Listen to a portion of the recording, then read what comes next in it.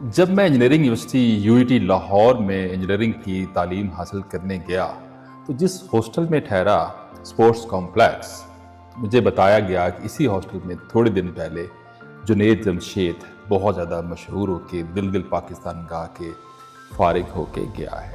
फिर हमारी मुलाकात वहाँ एक ऐसे ज़ेर तालीम इंजीनियर से हुई जो वहाँ पढ़ रहा था, लेकिन उसको गुलकारी का बहुत शौक़ था, जिसको आज दुनिया नजम शिराज के नाम से जानती है। हमारी उससे दोस्ती हो गई और हमने उसको बताया कि हमारे वालिद साहब शायर हैं और वो मुख्तलिफ धुनों के ऊपर भी शायरी करके दे सकते हैं, जिसको हमारी लेमैन टर्मिनोलॉजी में कहते हैं कि मीटर के ऊपर भी वो लिख सकते हैं। ही वॉज़ वेरी हैप्पी और एक दिन फिर हमारे घर आया और उसने वालिद साहब को कहा कि अंकल, महजात ने मुझे ये बताया है कि आप इस तरह धुन के ऊपर लिख सकते हैं, तो मेरे जहन में एक आइडिया है, मेरे पास आइडिया ये है, मेरा जो गीत हो वो ऐसा हो कि उसमें एक लड़की हो, खूबरू लड़की हो, पायल का जिक्र हो, उसके अंदर वो हया हो, उसके अंदर हिरनी जैसी चाल हो, कंगन हो,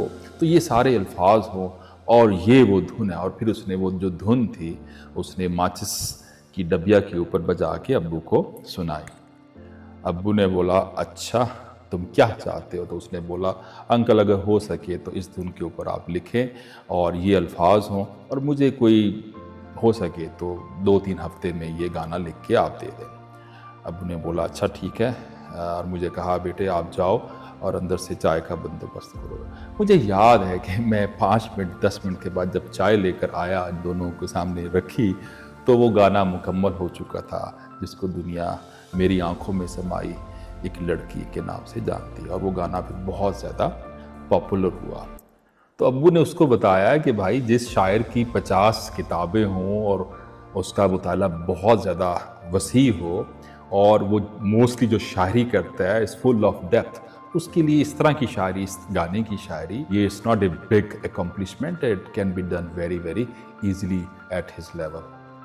नजम शिराज से मेरी दोस्ती उस वक्त हुई थी जब उसका पहला गाना उनसे नैन मिला के देखो मशहूर हुआ था।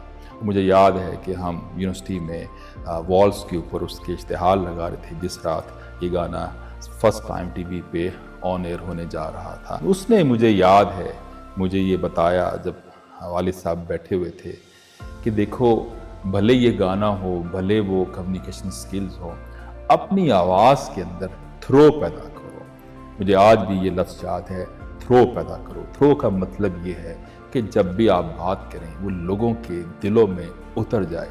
आपकी आवाज़ में इतनी ताकत होनी चाहिए कि वो लोगों के दिलों के अंदर पेनिट्रेट कर जाए। अगर वो नहीं करती तो जिसको हम मुहावरतन कहते हैं कि दिल को छू जाने वाला गीत, दिल को छू जाने वाली आवाज़ वो कभी पैदा नहीं होगी।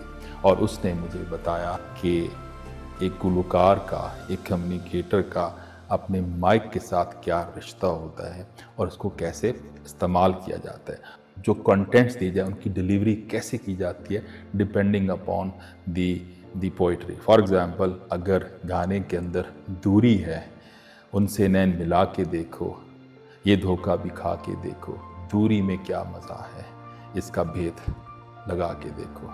अब इसमें जो लफ्ज़ दूरी है, तो उसने मुझे बताया कि आपको दूरी नज़र आए कि दूरी है, आप इसको इस तरह डिलीवर नहीं कर सकते कि दूरी, इट मीन्स कि वो बहुत नज़दीक है। तो जब तक आप अल्फाज को नहीं समझेंगे, जब तक आप उनको समझ के डिलीवरी नहीं करेंगे, आप उस बात का हक अदा नहीं कर सकते। ये ऐसी है कि नज़दीक की चीज़ हो और हम उसे बोले नज़दीक, तो वो नज़दीक नहीं है, वो दूर है, और जो दूरी जो कि दूरी है वो फिर दूरी नहीं है।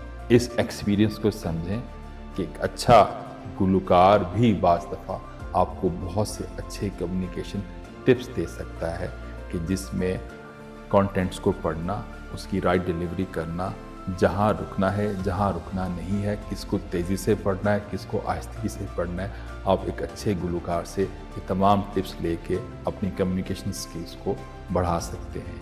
वॉक द टॉक करें और इंशाअल्लाह پھر بات کریں گے۔